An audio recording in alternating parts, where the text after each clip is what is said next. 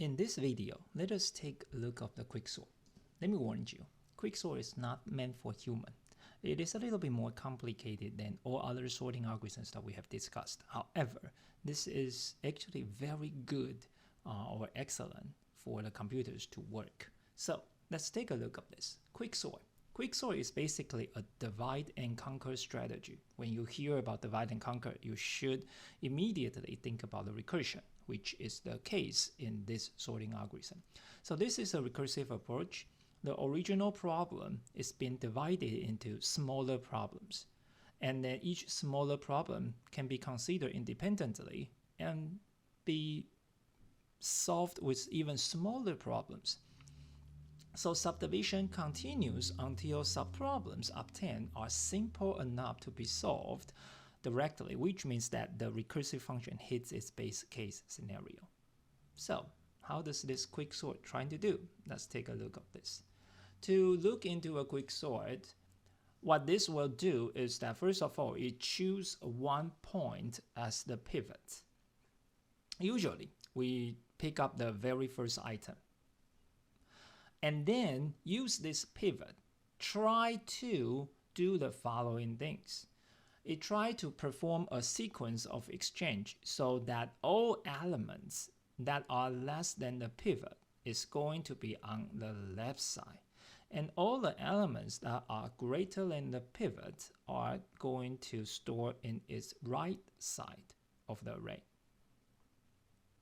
When this is done, think about this. If there are 10 elements that are smaller than you and then stored on your left side, that means you are the 11th element in the sequence. So you actually find the right position for the pivot. And we would repeat the same process for all the elements on the left side as well as all the elements on the right side. And we would do that recursively. So the elements on the left side will recursively do the same process. So we will keep subdividing the problem. And every time you subdivide the problem, you find one element to its right location. Let's take a look at how this sequence of exchange being performed. So saying that this is the sequence that we have. As I mentioned, regularly or usually we try to pick the very first one as the pivot. So saying now 75 is our pivot. And what we want to do is that we want to find 75 in the right position, somewhere in between. And then all the elements that are less than 75 are stays on the left side of the 75, and all the elements are going to store on the right side of the 75. And of course, that means when 75 in the end of the execution, it will swap in somewhere in between so that you can divide into the left side and the right side. So by knowing that, saying that we use 75 as the pivot, and now since what we want to do is we want to make all the elements that are less than 75 stays on the left side. So we start from the right side and then try to look the elements that are less or equal to 75.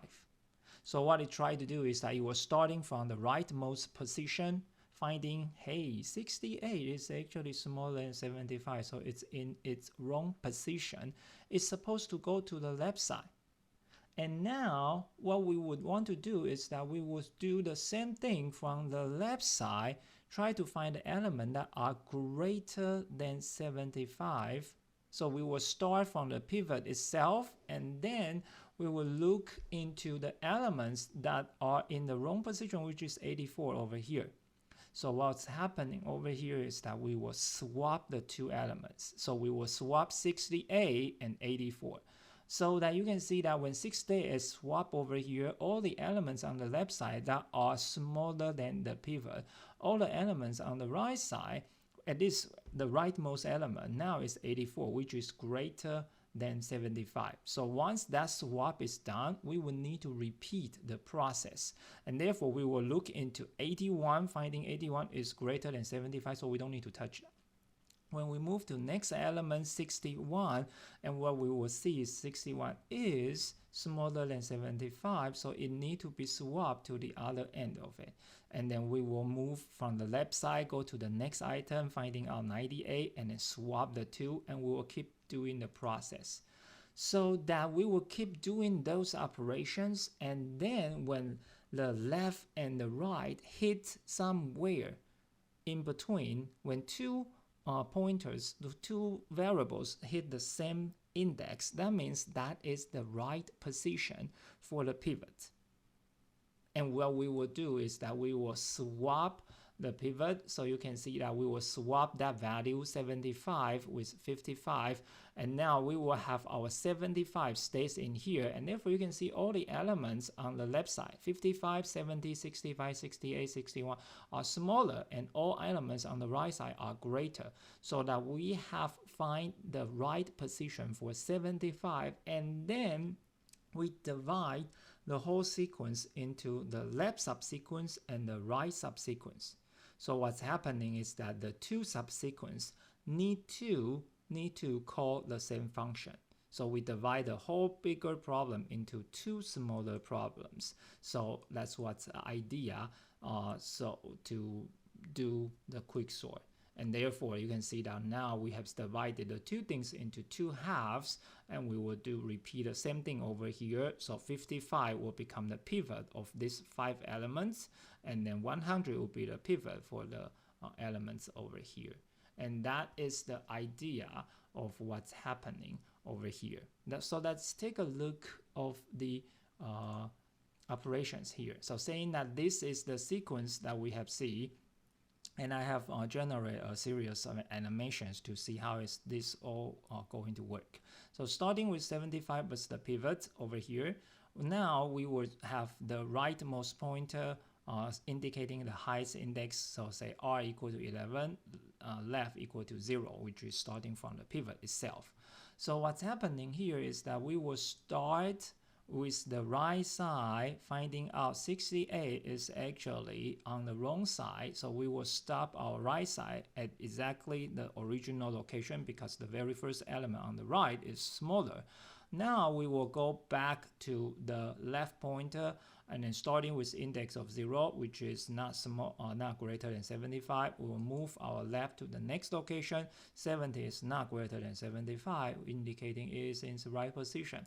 Now we go to index of 2, indicating 65 still on the right position. So it is only when left index hits index of 3, it is now we see that, okay, now the two of them need to swap with each other. So two of them will swap, and therefore you can see 68 become here, 84 become here. And of course, that's not the end of it. We just do one swap. The left and right did not meet yet, and therefore we need to continue our right index, moving from right index minus minus, go to the index of 10, finding out 81 is greater than 75, it's in its right position. Don't need to touch that. And then move to the next one, 91 is still greater than 75, so we don't need to touch that. When it hits 8, 55 is smaller than 75, so we will stop our right index over here, and now let's worry about the left index. So left index will move to 4, finding out 98 is in the wrong position, so now the two of them will be able to swap with each other. So you can see 55 is here, 98 is here, and we will continue the process. So right index will move to the next location. Since they are all greater than 75, that means they are in the right position, you move over here, and finally when it hits left and right, hits on the same spot, that's indicating this is the right location for the pivot, and therefore the pivot will take over that position, and then 55 will stays over there, and that's when we will be able to divide the whole sequence into two smaller segments. And that's why you can see that on the left side, you have this smaller subsequence. On the right side, you have this a little bit bigger right subsequence. And then we need to do the operations on each one of that. So when this is happening, what you can see is that we will use 55 as the pivot. And then what we're going to do is that we have the right and the left. So starting from the right index over here, and it will move to the next location because 68 is greater than 55. You will move to the next location. 70 is greater than 55, so you will keep moving. And therefore, what you can see over here is that the left and right hits the same index, which is the original index, 55. What does that mean? That means the pivot that you choose is actually the smallest element. That's why it will move from the right index, will keep moving until it hits the left index. And that's also why left index need to start with the pivot itself. And that's why when this is happening, we can divide the whole subsequence into two smaller subsequences. The one is on the left side, so there's nothing over there, and that's why we don't need to do anything. And on the right side, you can see that we have these three elements over here, and we will repeat the same process. 70 will become the pivot, and this time you can see this is another extreme case. 70 is actually the largest among them all, so what's happening is that the right index will initiate it from the rightmost location, finding out that 68 is smaller than 70, so we need to swap. And therefore, the left index will keep searching for another element that's greater than 70. So it will move to the next location, and then finding out 65 doesn't need to swap, and you will hit this spot, finding out that left and right hits the same spot, and therefore you will swap the two. Again, when that's happening, we can keep dividing the whole sequence into two smaller parts. The left part has two elements, the right part has null, so that's what's happening over here. And of course, when 68 become the pivot, we will do the same process. 65 will stays over here. The R index indicating 65 is smaller than 68, so we will the right index will stays here. Left index will keep looking for the elements that's greater than 68. It will move to this location, and of course it will be able to swap it and then find it's been sorted. So you can see that the left side of the original sequence has been sorted, and we need to deal with the right side, which is the one that we see over here. So now we will need to deal with this part. So later we will look into some code, and then you will realize that I actually save this part for you guys as the assignment. So let's keep moving toward the slides over here. So you can see that the whole quick sort, like I said, it's not very intuitive. It's not like easy understandable for humans. However, it works super fast in the computers. So that's why it's named quicksort. And therefore, you can see that the whole idea, gives you another example. If I were you, I would want to practice a little bit on this very simple, small segments of the numbers to be sorted. You can see that if we use 8 as the pivot, it will divide it into the left side subsequence and the right subsequence, and each one of them need to keep moving until it is only one element which hits the base case, and they don't need to call recursively, and that will give you the whole structure of how quicksort sorting the elements. This is the code for the split function, which is the one that I'm talking about, from looking from the right side and the left side, swapping the two, and then until left and right hits together, we would know that's the right position for the pivot. So let's take a look at this one. The split function takes an array and then try to identify where is the first location that we need to look into and where's the last location that we need to look into, so that you have the left and the right index. And when that's happening, as long as the left is less than the right, so that until they meet with each other, what's happening is that while pivot is less than x of the right element, then we can keep moving. Otherwise, that means that we need to stop over there, which we find the element that are smaller than the pivot, we need to hold, and then we will work on the left side, so we will keep moving to the index by +1 until we find the elements that's in the wrong position, and then we need to swap the two. As long as that's the case, then we need to swap the two elements. If we keep moving all of those operations until we find left and right meet at the same location, that means that is the right position for the pivot. So what we're going to do is that we say position equal to the right, we swap the two values. So we make the first location equals to x of the position, and then makes x the position equals to the pivot, and then in return what is that index going to be. So you can see that this is the process to do that swapping the two elements. When you have this function, the whole quicksort becomes super simple. So the whole quicksort is this. You have the array, you have the low index as well as the high index, as long as low is less than high. So you can see this is the general case over here. The base case is indicating that when low and high are equal to each other, so that they don't need to do anything. And in this case, when we find low is less than high, we need to repeat the process. So say pi indicating that pointer pivot equal to split operation. So we will do the all swapping and then return what's the index for the pivot. And then we will call the quicksort of the array starting from the low index to pivot -1. So that's the left part of the segment. And then we call the quicksort of the array for pivot +1 until high. So you can see that we have two smaller recursive function call over here, and each recursive function call will call the same recursive function again and again and again, so that they will be able to find the sorted segment. So this is about the quicksort. Like I said, it's not very easy understandable. However, that gives you the idea, and it's actually using recursive function in a very elegant way. This is the assignment I want you guys to do.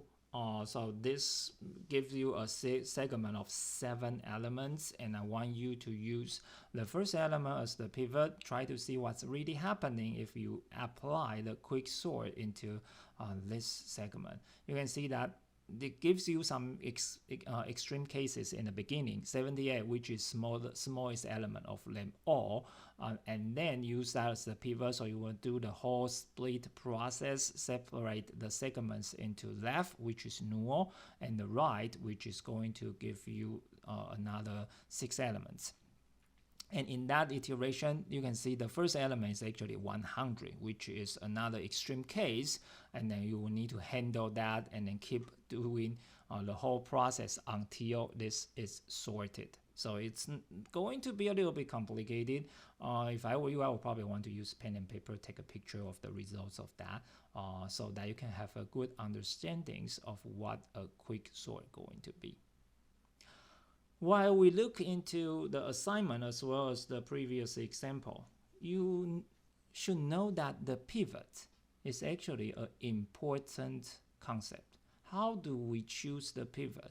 If we are not using the very first one arbitrarily, is there a better way to get a better pivot? Because you can see that if we choose a pivot into a smallest element or even largest element, it's not going to help divide the sequence into 2 evenly distributed segments, and that's what we're supposed to want to have a better performance. So let's take a look of the performance analysis.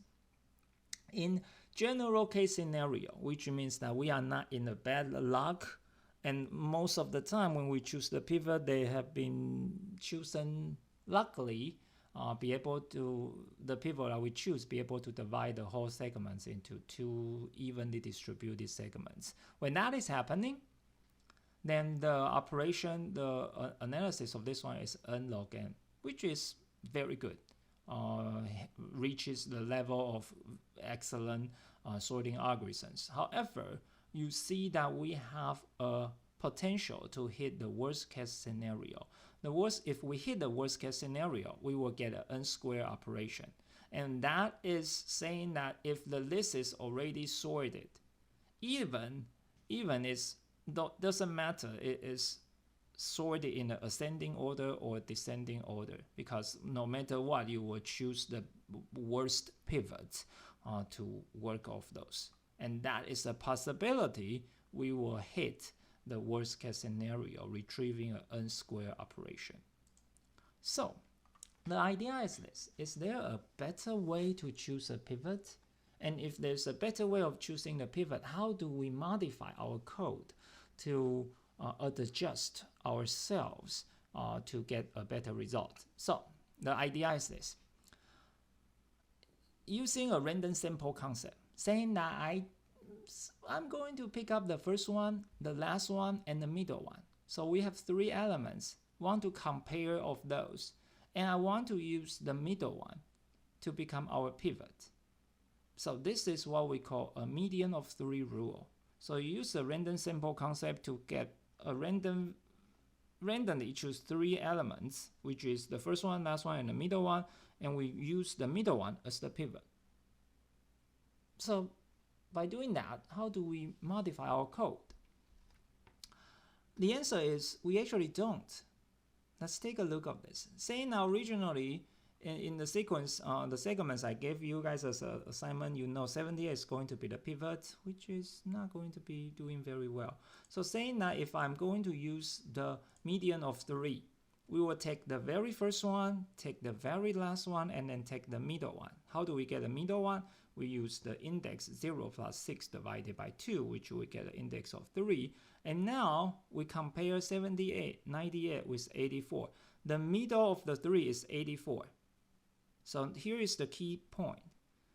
If my 84 stays here, how do I use the same quicksort split function as well as the quicksort recursive function to run the code?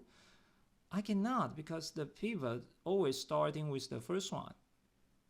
So the answer is super simple. Once we find the median of the 3, we simply swap the value that we want to become the pivot to the very first location. And you can see how easy the coding part that is. And by doing so, we don't need to change the code at all. We just need to do this pivot selection before we run the program. And that's how we will be able to avoid the worst case scenario and then get the best part out of the quicksort.